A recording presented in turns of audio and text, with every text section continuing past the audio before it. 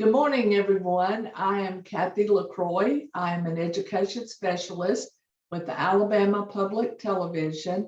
And in that role, one of my favorite jobs that I get to do is the Fund for Teachers grant opportunity. Just a little bit about my background so you kind of know where I'm coming from. I was a public school educator for 27 years.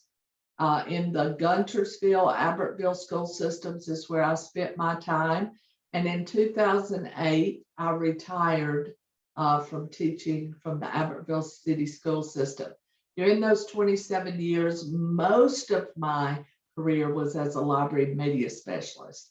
And I spanned grades from K through 8 as a library and media specialist, taught 5th grade, and then ended up the last years of my employment at the central office as the technology facilitator for Albertville. Once I retired in 2008, I went to work for Alabama Public Television, and I've now been there 12 years.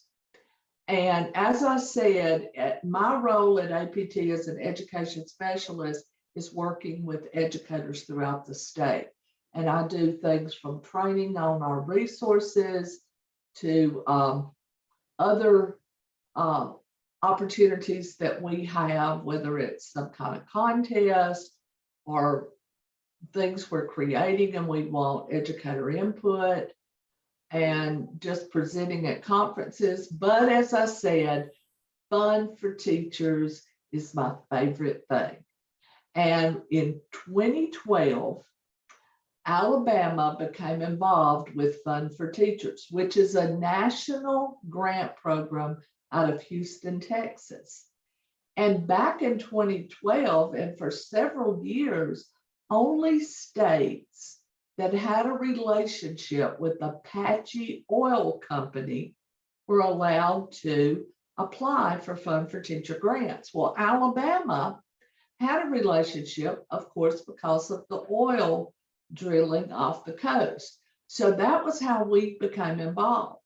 And the man who founded Apache Oil, it was his desire to honor teachers with this grant opportunity. He has since passed, but I'm happy to say Fund for Teachers continues. So in 2012, we had our first Fund for Teacher Fellows from Alabama.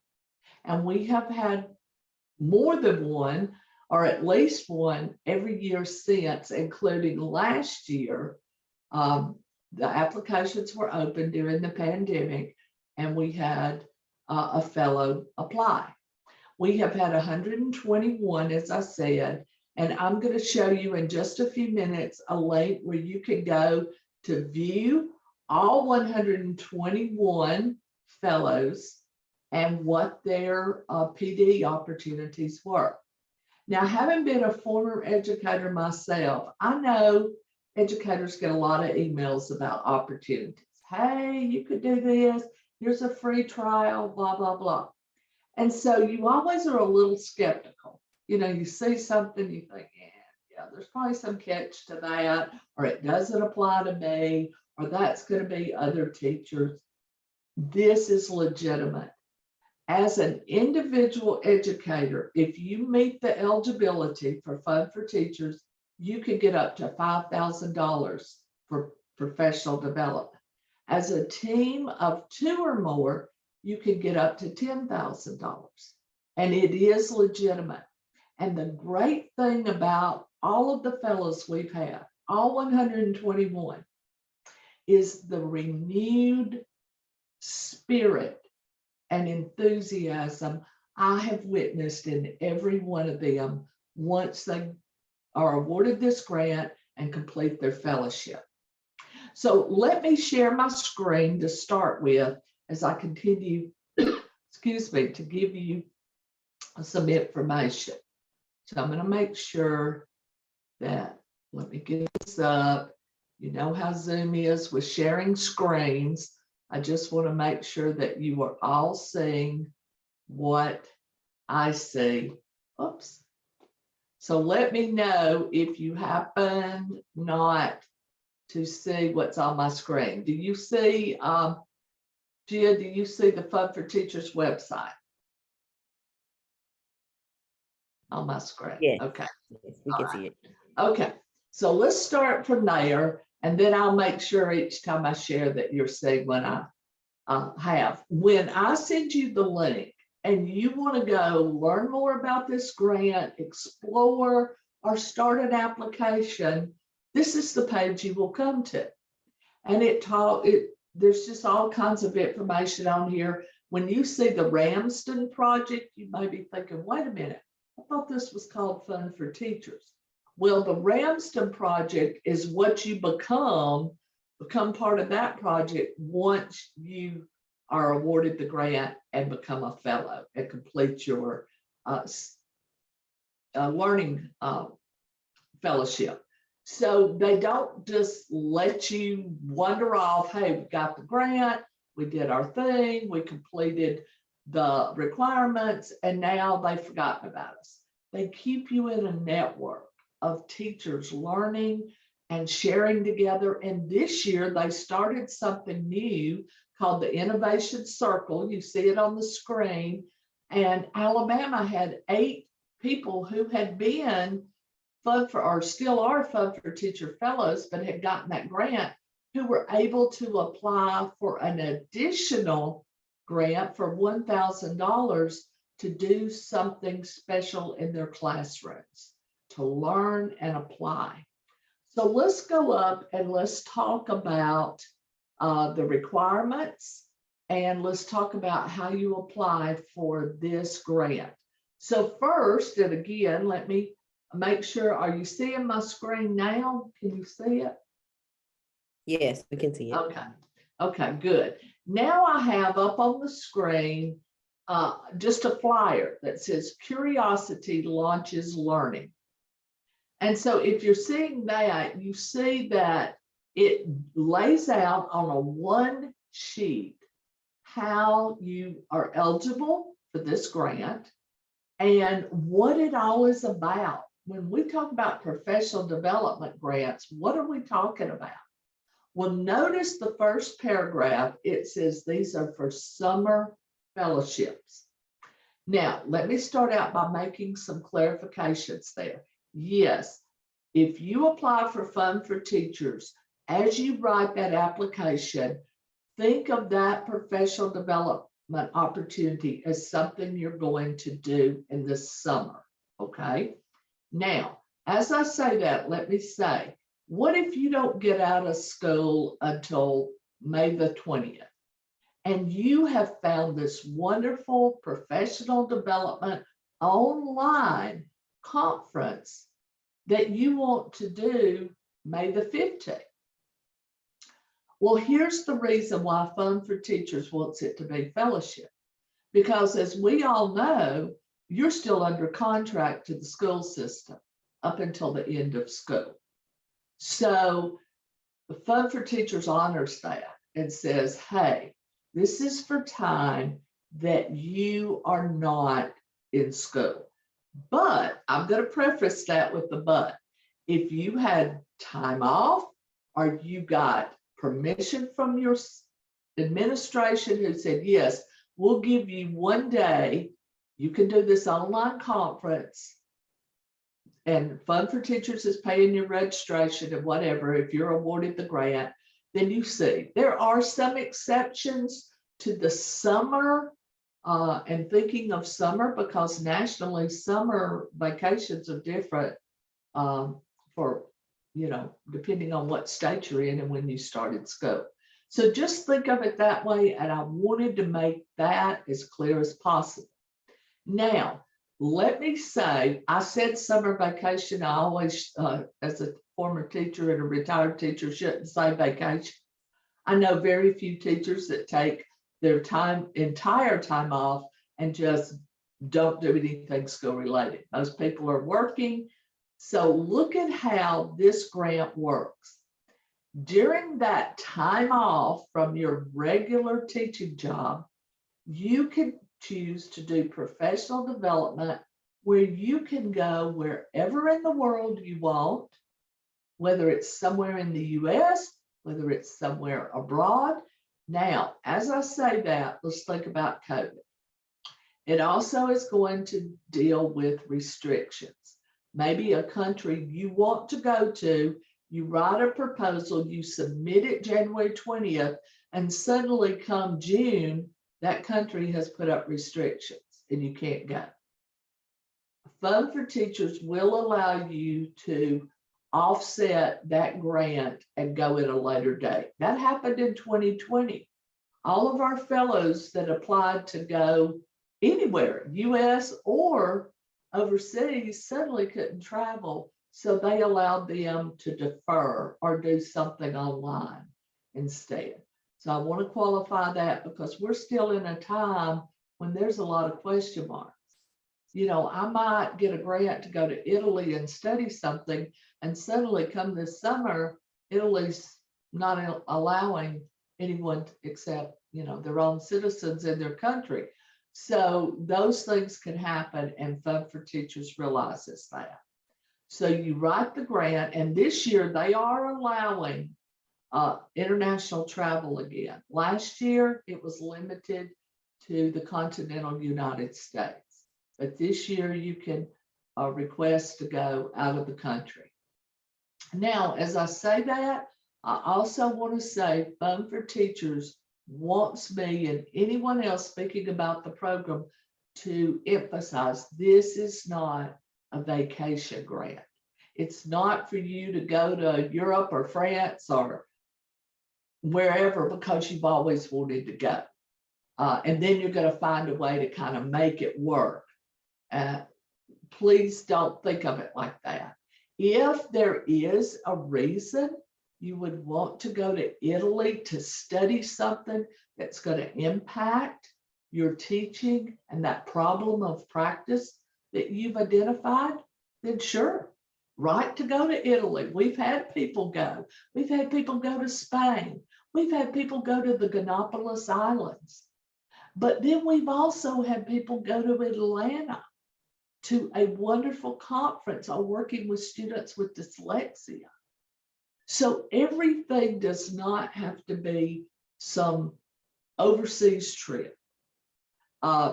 We've had people go to conferences like ISTE, the International Conference Society for Technology Conference, and it's in different places throughout the US. Now, for the last couple of years, it's been virtual, and I have not seen anything about it being face-to-face this year. What about the mega conference in Mobile? It was last year and it was face-to-face. What if you wanted to go to that conference and have Fund for Teachers, you and a team, pay for your lodging, pay for your food, pay for your registration fee? All of those things are some of the grants. Now, does it have to be a conference? Would you have to go to a conference, whether it's in the US, in Alabama, or abroad? No. If you can lay out a plan, for instance, once we had a team of 2 teachers in Madison County that they lived in a very rural area, and in their small area, there was a bridge being torn down that was vital to their community. And all the children in that school and in those teachers' classrooms, regardless of whether they had traveled much outside of Madison County or not, they all knew about that bridge. And it became questions every day because, you know, the traffic was rerouted, blah, blah, blah. Why was the bridge being torn down? So these teachers developed an idea, a problem of practice, to study bridges around the world. So they wrote a grant and they went to several different countries in Europe studying the different forms of bridges. Now, they could have gone to different bridges in the US, but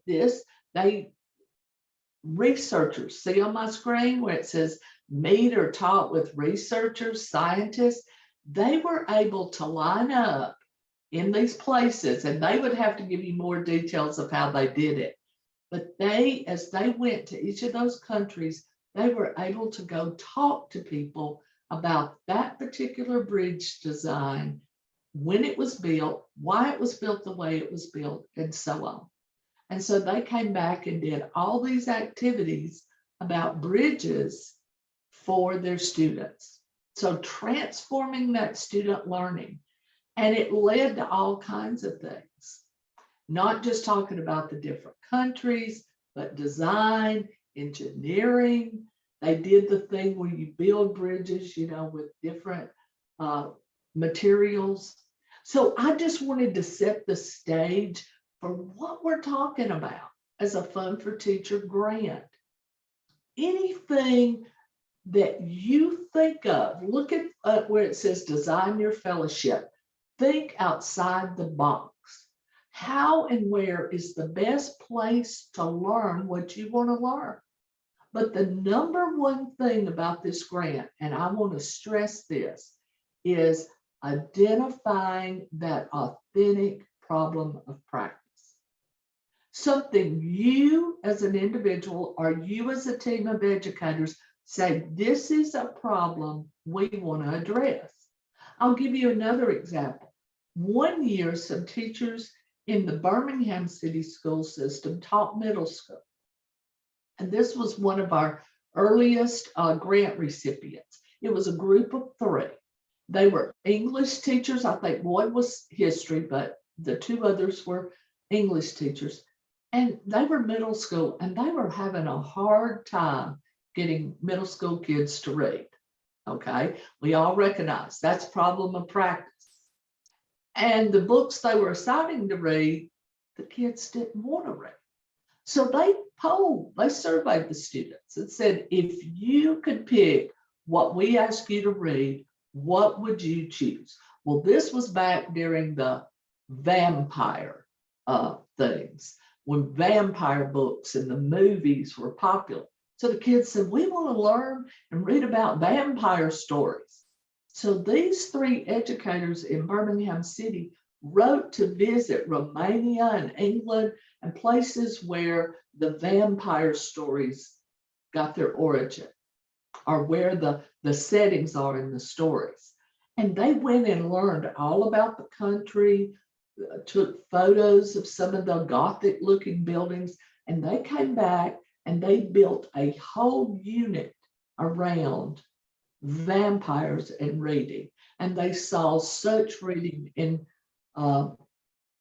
in their students. So we're talking about those kinds of things. So create those guiding questions. Think to yourself, what do I want to learn and what passions inspire you? But then, as I want to say, think about how this is going to impact your students. Because bottom line, you could go on the best professional development opportunity, you could attend the best conference, but if it does not come back and impact the learning for your students, then it wasn't worth the money spent. But think outside the box after you identify that problem of practice. Think about, how am I going to learn this? What's the best way for me to learn it? Research your options. Find experts. Look for conferences. Explore destinations. Collaborate with peers. You know, you may start out thinking you want to write an individual application, and then you start making connections and think, hey, this is a way I can do this with other teachers. I keep giving you examples because I want you to see what's possible. Another group of teachers in Lauderdale County wrote a grant once, and they wanted to study the plague that, mainly they went to England. There have been plagues other places, but how did it influence history, literature, and science? So 3 teachers in that high school wrote a grant together to go to England and to go to the CDC. And I'm going to tell you, this was prior pandemic. And it was so remarkable what they ended up making that grant to be. They went to England. They studied how the plagues from England's past affected the writing, the literature. They studied the science of the plague and they studied the history. And then they came back to the CDC and talked about pandemics and worldwide infections and so on. And man, what a time to do that before the plague hit, the pandemic hit. And so when they got back to school and started developing lessons for their students, they also brought into it how they had to apply for passport to go to England, how they had to get permission to go to the CDC. It became so much more. And that was another grant. And so there have just been so many exciting ways for teachers who have put into practice Design Your Fellowship. So think about it. How are you going to come back and make an impact in your classroom, your school, and your community? And before I go any further, I'm going to tell you in the application, you do have a word limit and so on. Fill up as much of that as you can. Explain and describe as much detail as you can, and especially when it comes to the section about student impact, school impact, and community impact. What are you going to do that makes this more than a one-time thing? What are you going to do? And maybe you come back and the school impact is you're going to share this with other teachers in your building, in your system, and so on.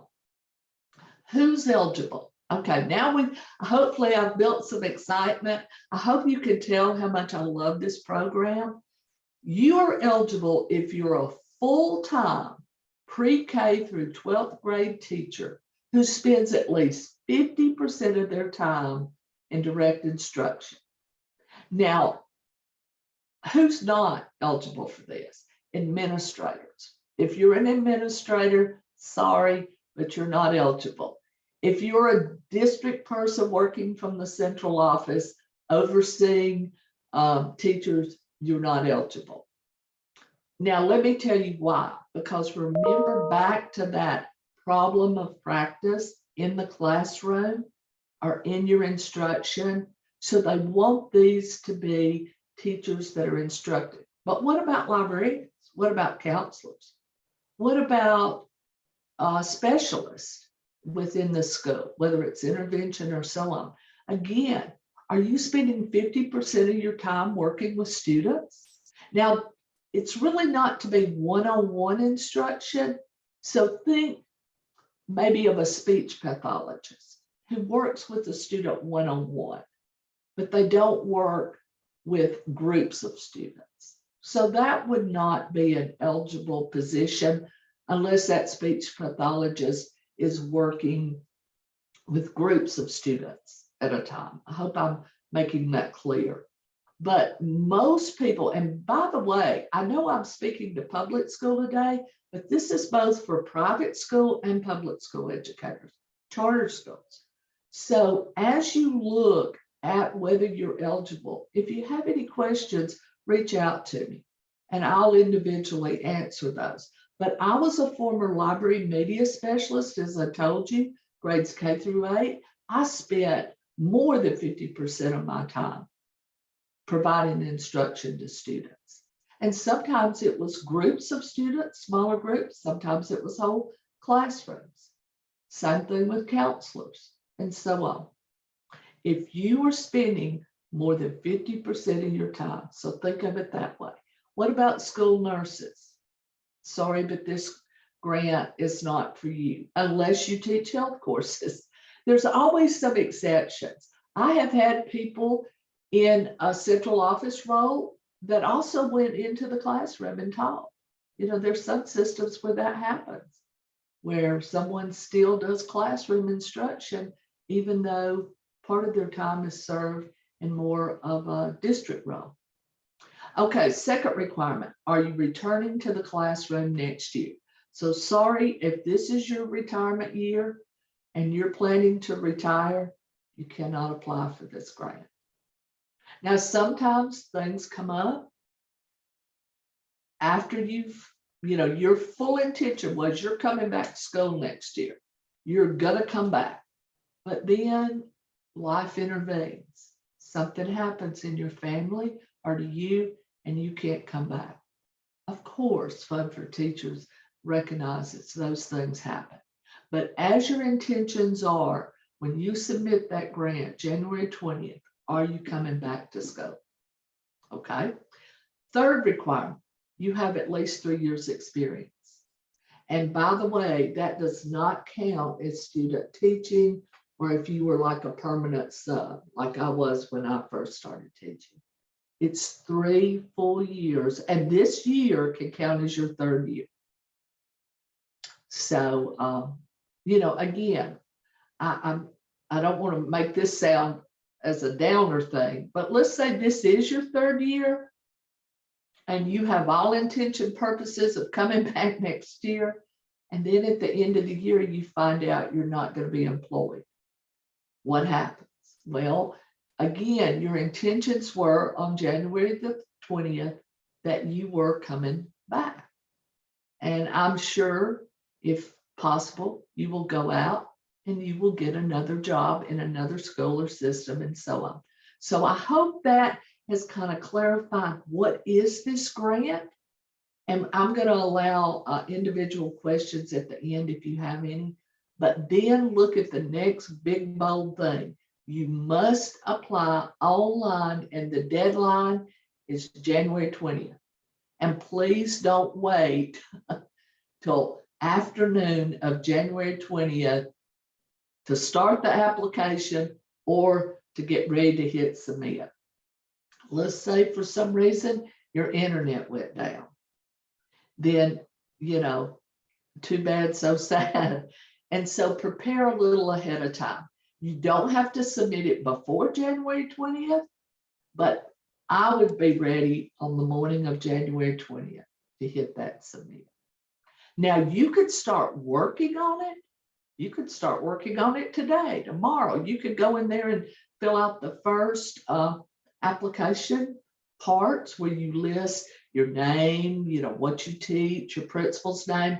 And by the way, while I'm saying that, your principal will get an email, so prepare them for it, to say, yes, this person is eligible. Yes, what they're doing when they click that you're eligible or they agree is that they're saying you are employed with their school system, you do work for them, and you have been there, either 3 years or 30 years or whatever it may be, and that you teach what you say you teach.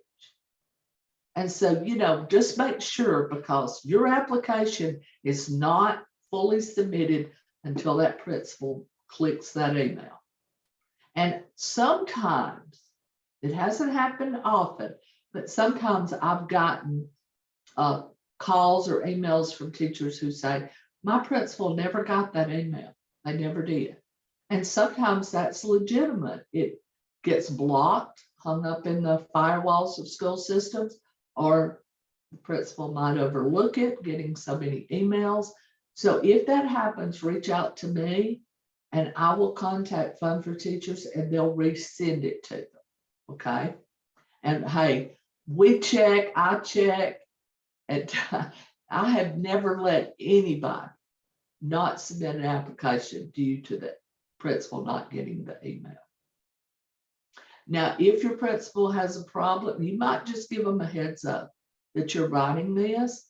So if they, for some reason, had a problem with you doing it, they could tell you up front. But, these are, again, look at when these occur. They're summer fellowships. It's the time you're not under contract. So the principal's just verifying that you are who you say you are and you are a member of their team. But as far as permission goes, this is, again, like what you would do anytime in the summer. If you chose to attend a conference or go learn something, you're on your own. Now, let's look. I want to go to the next site. I'm going to go back to this site. So do you see the Fun for Teachers website on your screen? Okay, Tia's shaking her head, yes. Okay, now I've studied my class, I've thought about it. I meet the eligibility. I have a problem of practice. Here's something I've always thought about doing with my class. Here's somewhere I want to go to learn more. Here's a conference I've heard about. There's one I know some teachers have applied for in the past, Get Your Teach On. I don't know about that conference, but they say, I did look it up, and right now they're planning to have it face-to-face this summer. But again, think about what you want to learn, where you want to go, what do you want to do? And then this very important tab right here at the top, apply. You click there and you're going to see the United States because this is a national grant.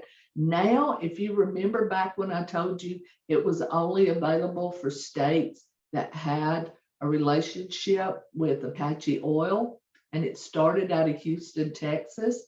That's where Fun for Teachers is headquartered. Now, any teacher in any state can apply. But here's the great news. Alabama, we are our own program.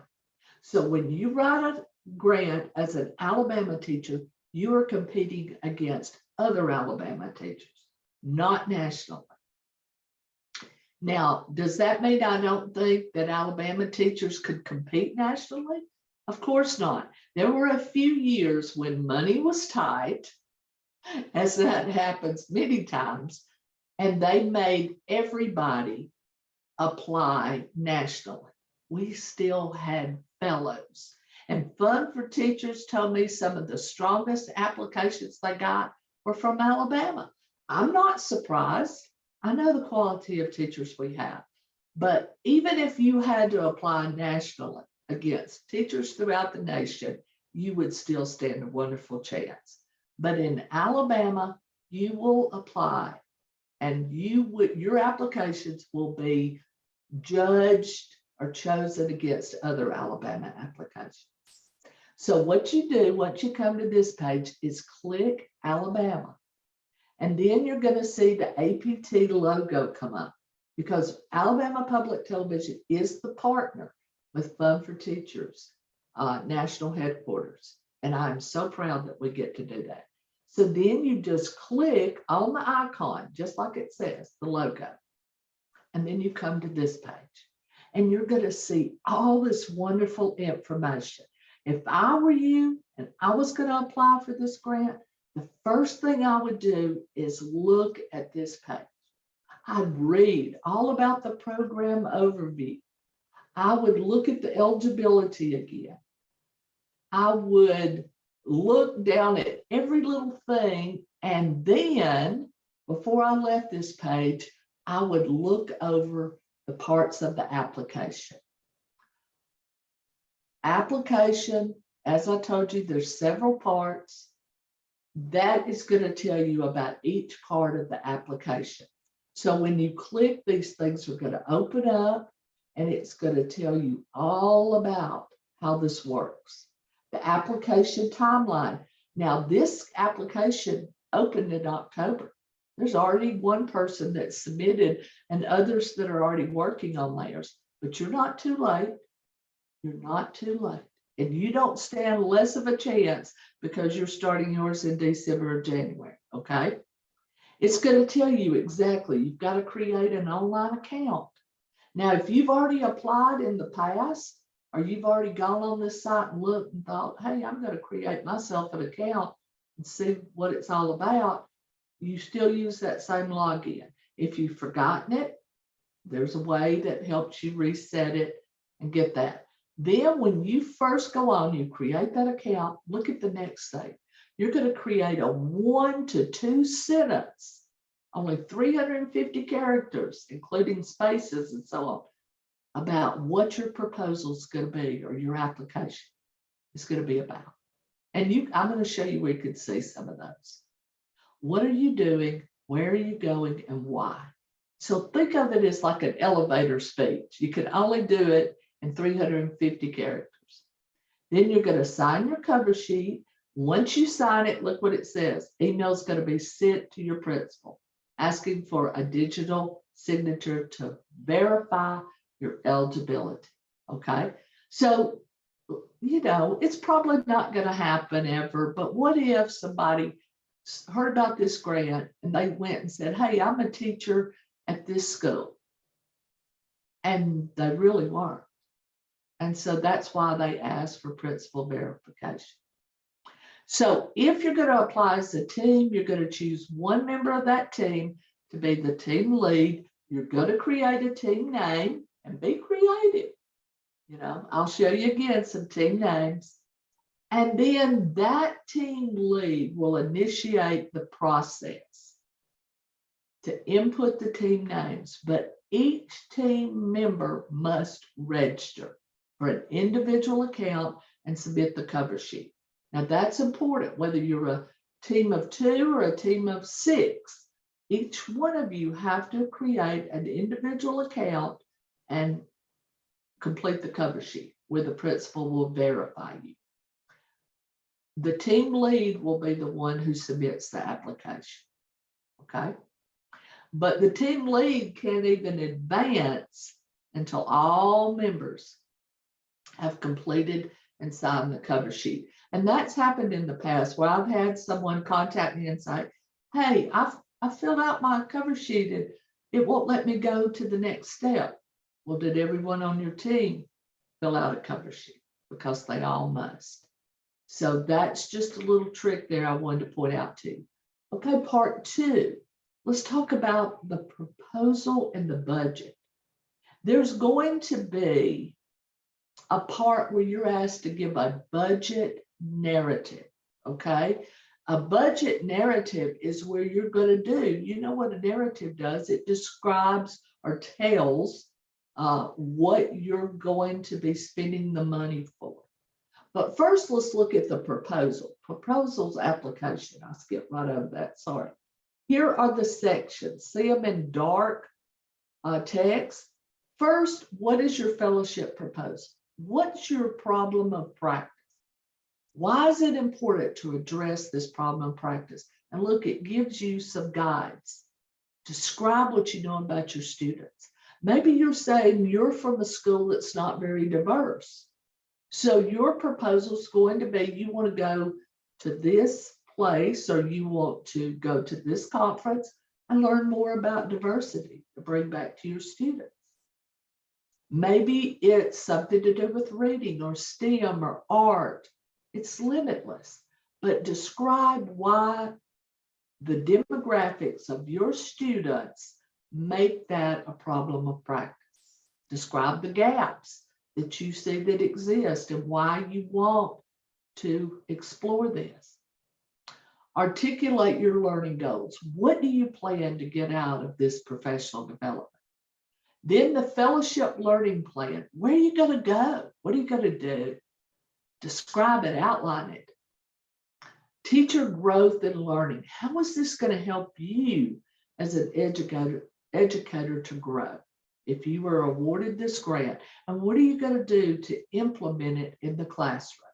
You don't have to go into a super lot of details, but you are going to want to give enough that someone will recognize this.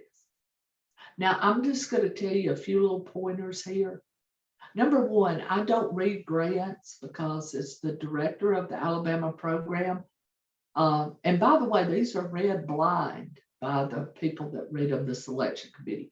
So they have no idea of your name or what school you're with in Alabama. But because I can see that information, I don't read them. If you send me an email and say, hey, I want someone to read over mine before I submit it, I'll get someone to read it and give you feedback. But I can tell you things I've heard. Readers selection committee don't really like you to say things like, I'm going to go on this trip to, let's say, France, and I'm going to visit all these famous landmarks in Paris, and I'm going to come back and bring that feeling to my students, okay? What does that sound more like? A vacation. So if you're going to go and your idea is you want to go to Paris and visit all these landmarks, Number one, why was that a problem of practice in your classroom? And what impact is that going to have? So don't get all like touchy-feely, like, I'm going to take photos and my students are going to get to experience the Grand Canyon with me or whatever. Think of practical ways you're going to use that. Okay. Teacher growth, I covered that. Student growth. How are your students going to benefit? Because like I said, bottom line, that is the key. Give that one a lot of time and thought. Don't have 2 or 3 sentences. The 2 or 3 sentences is just for your brief description on the cover sheet. On these proposals, use all of your 25,000 characters if you can. You don't have to. You don't have to, but also, when you open an application and under each of these headings, there's this much typed, that's really not enough detail. Give it some detail. Use those characters, okay? That's very important. So student growth, community, talk about your stakeholders. How's this going to make a difference in your school community? It doesn't just mean your community, your city, your town. It can mean that. Maybe you're going to, come back and do a mural on a wall somewhere in your community. Maybe you're going to start a garden, like one set of community garden Alabama Fellows did. And then that budget narrative. Notice that is a brief narrative about how much, why you need this budget. If you're asking for $5,000, why do you need that much money? And maybe you say because the airline tickets are going to cost us this, staying in this city or where this hotel is going to cost us approximately. And okay, let's talk about, what about airlines? Well, could the price go up, go down? Yes. So when you look at what an airline's going to cost at this point, also, know that there may be a little cost increase, a cost decrease. Stipulate the time frame and approximate cost as closely as you can. Yeah, it may go up a little bit, so you may need a little cushion there. But that's what a narrative is, okay? That's different from the itemized budget sheet. It's like just a layout of an outline that says, okay, airline tickets, this much. Taxi to wherever, this much. Tickets to go inside the Louvre in Paris, this much. Those kind of things. It's going to be where you lay out those approximate costs to come up with your $5,000. Do you have to ask for a complete $5,000? No. If your grant's not going to cost you $5,000 as an individual, don't ask for $5,000. Don't just build stuff in to cushion it, okay? Give the legitimate cost as close as you can. I mean, some people have asked for $2,345. Some people have asked for the max. Then I had a teacher contact me just last week that said, hey, what if I want to go to a conference and the hotel, it costs more than $5,000? Well, you go in and put the $5,000, and then anything after that, if you want to pay it out of pocket or your school agrees to pay it, whatever, that's up to you. So, if you had to come out, like if you needed $7,000, Fund for Teachers is only going to give you $5,000 as an individual. That's the max. But you could put $2,000 of your own. But on your budget sheet, just outline it to show the money you're asking Fund for Teachers for. I hope that makes sense. I can clarify that if I need to. Okay, at the top, the selection process. What happens? How are you chosen? Well, first it goes to pre-reading. Some people read it. It's a variety of people. Usually these are fellows who do the pre-reading part, and they rank, and these are fellows throughout the US. So it could be someone from another state reading Alabama applications, but they rank them. And is this a good proposal, an excellent proposal, or is this poor in describing? Does this sound like a vacation more than a learning opportunity? So those kind of things. Then from that, it goes to selection committees. And the selection committees don't see how they've been ranked before. Now, usually it's only the good and the excellent applications that go forward. Sometimes in lean years, they might send them all forward if they wanted to get more applications to the committee. You will see them. So once the committee gets them, it's a blind read. There's 3 people to a selection committee. They each read about 12 to 15 applications and they rank them. And then they come together. Even though those rankings may have put your application first, mine second, someone else's third, they could come together and discuss it and say, hey, I saw you put this application third, but I really think this is the best one, and here's why. And so it's not just a ranking process, it's a discussion process as well. And then once they decide, here are the ones we're going to submit, and they only want the best of the best. So like I said, work on that proposal. Get someone to read it and edit it for you. I'll tell you another thing I hear from committee members is when they see a lot of typos, a lot of misspellings, a lot of incomplete sentences stuff. That just strikes, these are people from the community, people from education, past fellows. So give it lots of editing before you submit it. When will you be notified if you've been chosen? By March 29th. Everybody will be notified, whether you were chosen as a fellow or your application was not funded this year. Now, when I say this year, pay attention to that. One year we had people who it was their 3rd time and they were awarded a fellowship 3 times. What if you've applied in the past? Can you submit the same application? Yes, but I would work on it because for some reason it didn't get funded. So go back in there, check the editing, update it. Now look over quick links, grant writing tips, the scoring criteria. What's non-allowable expenses? I'm going to tell you some of those. This does not pay for student travel.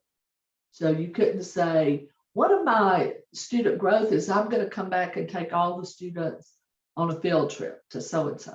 That's not allowed. Does it pay for a whole classroom set of technology? No. Would it pay for you to have a tablet to take on your fellowship with you? Yes.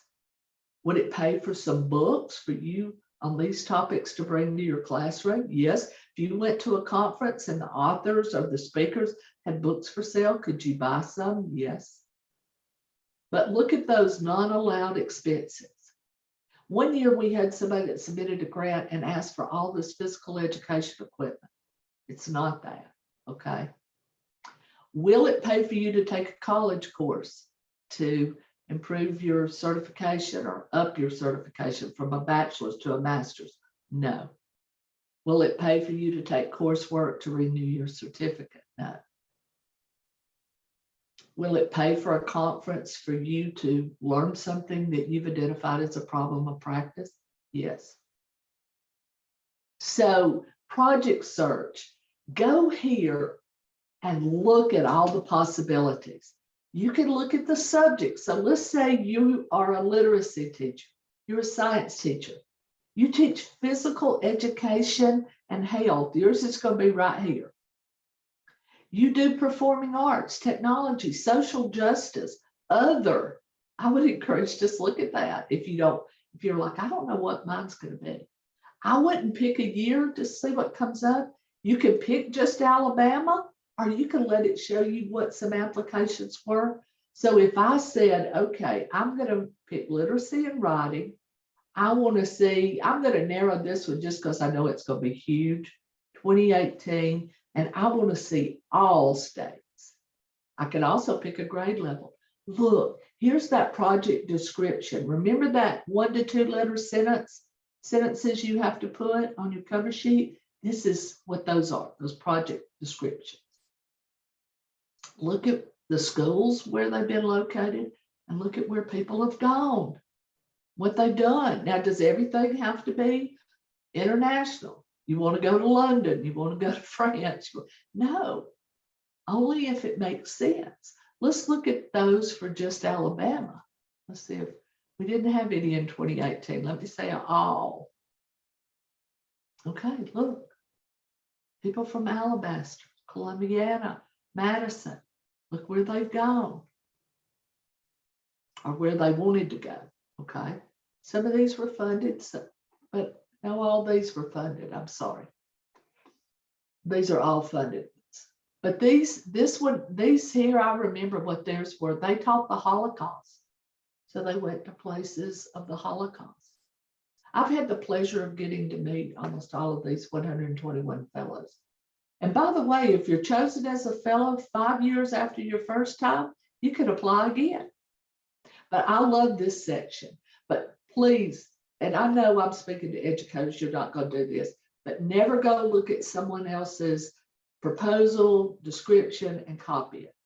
Because number one, that's plagiarism. Number two, Fun for Teachers will automatically disqualify you. So this has to be your own work, okay?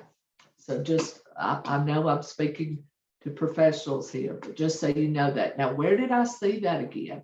Let me show you. And again, you can do that for any subject. Anything, you can go and look. So right here under project search, but this online learning center, again, look at all that is available for you. There is that project search. There's the scoring criteria. There's grant writing tips. There's things about student impact. Here's even another recorded information section. There's implementation toolkits. These are for actually people that have gotten funded, but hey, you can look at it and see, does it give you some ideas? You know, this is real. This is a wonderful opportunity. Here is the site where you can see the 121 teachers in Alabama who have gotten this grant. There's our fellow from 2021. Here are all the ones from 2022. When you click on them, you're also going to see what school they're from. Now, some of these, it's going to be blank other than their project description, because remember, that was the year the pandemic really hit, and they have allowed these people to defer for a couple of years because some of them were going out of country. 2019, I mean, look at some of this one on conservation, family and consumer science. Yes, it's career tech as well. We've had several career tech teachers, elementary and secondary. This is not limited. This one went to England and studied women's suffrage and came back and wrote an original play for his high school on women's suffrage. Just amazing things. This one went and lived out of the back of a bus, like a Volkswagen kind of bus, van, I guess I should say, and went to different national parks out west and brought that back to her students. This one went to Romania to study one of our Alabama Holocaust survivors' hometown, met with other teachers, came back and wrote a book. Now, does it have to, people are probably panicking. Oh my gosh, I can't do that kind of stuff. Yes, you can. You don't have to write a book. This one went and studied French. These are the ones that went to England to study the plague and the CDC. These are librarians who went to a conference to learn more about books and opportunities for ELLs. Just look at all these different opportunities. These are the ones, Teach Me Bridges. Remember, you got to give your team a name. That's the ones that went and studied bridges.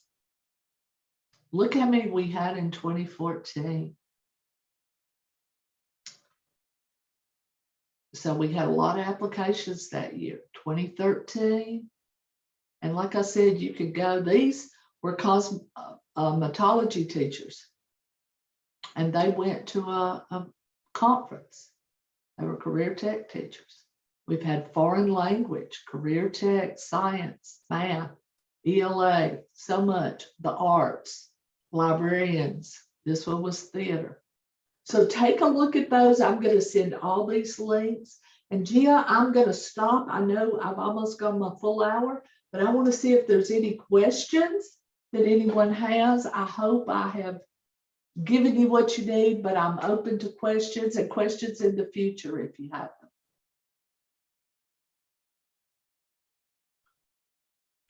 If you have any, just unmute yourself and you can ask me, or if they're in the chat. I don't see anything in the chat box. Gia, any questions?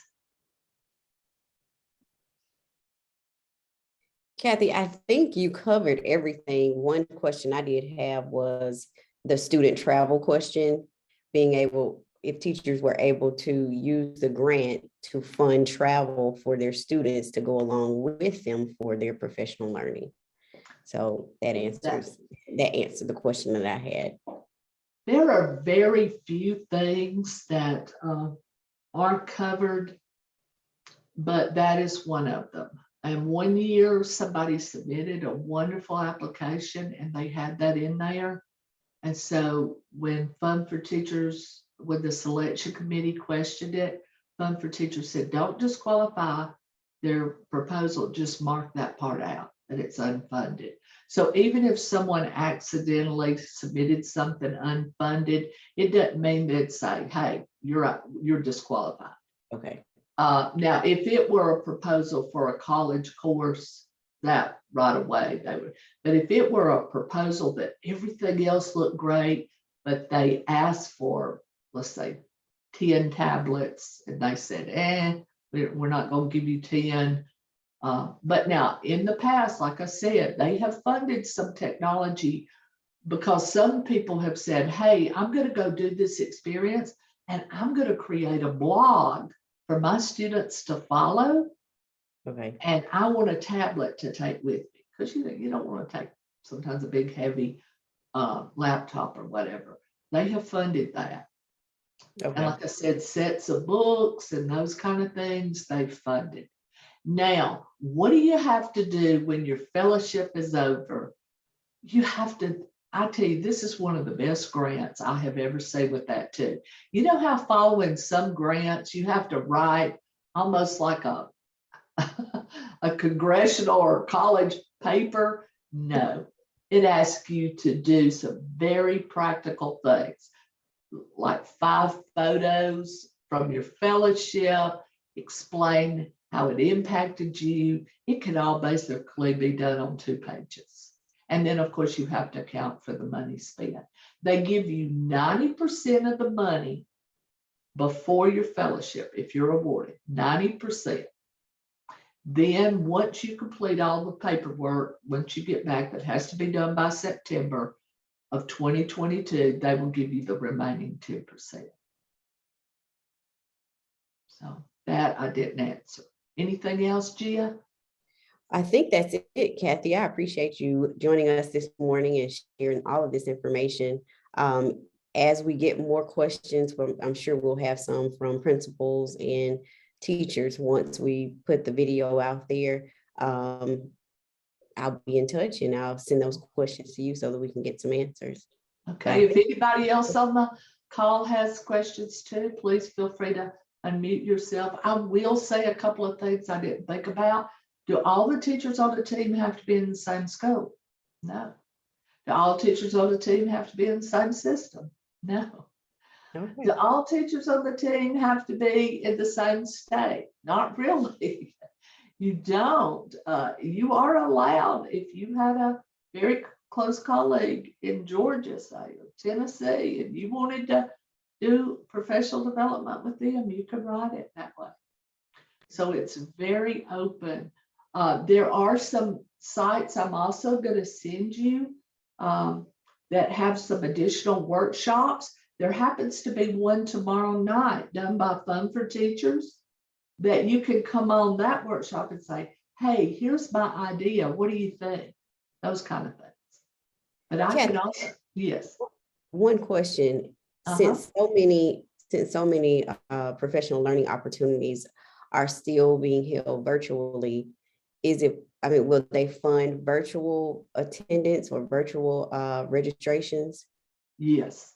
Okay. So any costs, like let's say you found this great workshop and the registration fees $500. Yes, they'll pay it. And then, you know, what if you had books or other things associated with that? Yes, they'll pay it. Okay. So anything as small as a couple $100 registration fee to a couple of $1,000 registration fee. And here are those opportunities. If you could see my screen again tomorrow night from 5 to 7 Central, they're going to do a workshop where you could actually be on there with somebody from Fund for Teachers saying, hey, here's my idea, or I need help with an idea. And then here are 2 other opportunities where past fellows will work with you. And so I'll send all those to you, Gia, and you can send that out with the email, with the link. I hope you all can see my excitement and passion for this grant. And like I said, those 121 people, if I could tell you one thing they all have in common, they come back so energized, and it carries on for years, not just the year they did their fellowship that next school year, but it continues to influence them for years to come. I had one art teacher, and I'll share this will be my last thing. And she told me for years she had wanted to do collaboration with classroom teachers. And I'm not being negative about the school or the setting or the other teachers, but that just never worked out for her. They were like, hey, look, we're in the classroom, we're doing literature and reading and math, and we're busy and we don't have time to collaborate on art. You're out of you don't do what we do. You do your thing, we'll do ours. After she came back from her fellowship and did the school-wide project, she went to New Mexico. And after she came back and brought all this culture and did this school-wide project, the teachers were coming to her and saying, hey, what can we do together? How can we work together? And that's just one of so many stories I could tell you. So reach out, any questions. My email is actually in that online kit. As you see there, it'll say, but I'll also send it. It'll say Kathy LeCroy, Alabama Public Television in my email, but I'll also send it in this email with the link for the recording. So good luck. Work on those applications. Ask for help. I could get someone to read it for you prior to submitting, but just do it, because you never know. You might be our next fellow. Thank you. You're welcome. Y'all have a great day and a great holiday. You do as well. Thank you very much. You're welcome. Bye-bye. Bye-bye.